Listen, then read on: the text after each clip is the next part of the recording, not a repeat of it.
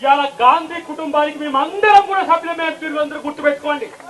నేను అంటున్నా 2029 లాస్ట్ మోడీ నిన్ను తన్ని తరిమేసే రోజులు ముందున్నాయి, గుర్తుపెట్టుకోండి.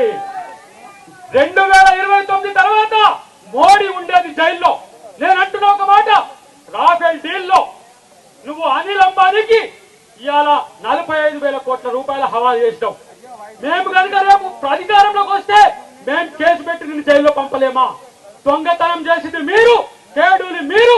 ఇలా రాహుల్ గాంధీ మీద, అమ్మ సోనియా గాంధీ మీద ఇలా మీరు కుట్రలు పండుతున్నారు. ఒక్క మాట, ఆర్ఎస్ఎస్ ఈ రోజు ఇలాంటి దరిద్రం కొట్టు నాయకులను ఈ దేశానికి ఇచ్చిందా? ఆర్ఎస్ఎస్ యొక్క విధానం మీద ఈ దేశ ప్రతిపక్ష నాయకుడిని మొత్తం టెర్మినేట్ చేసిన చరిత్ర ఇవాళ బీజేపీకి ఉన్నది. భయపడ్డా రాహుల్ గాంధీ? ఇవాళ ఎవరైతే ద్వేషం పంచుతున్నారో వాళ్ళ బజార్లో ప్రేమ కొట్టును పెట్టాడు రాహుల్ గాంధీ. ఇది కాంగ్రెస్ పార్టీ యొక్క కల్చర్. మేము ప్రేమనిస్తున్నాం, మీరు ద్వేషాన్ని పెంచుతున్నారు. విడగొట్టే మోడీకి తన్ని తరిమి కొట్టే రోజులు మన కాంగ్రెస్ పార్టీ చేస్తుందనే విషయాన్ని గుర్తుపెట్టుకోవాల్సిన అవసరం ఉంది. నేను అంటున్న చివరిగా ఒక్క మాట చెప్తున్నా మిత్రులారా, 45 సంవత్సరాల బీజేపీ, 45 సంవత్సరాల బీజేపీ, ఇలా 145 ఏళ్ల పైచలకు చరిత్ర ఉన్న కాంగ్రెస్ పార్టీ ఈ దేశానికి స్వాతంత్రం తెచ్చినాం రా.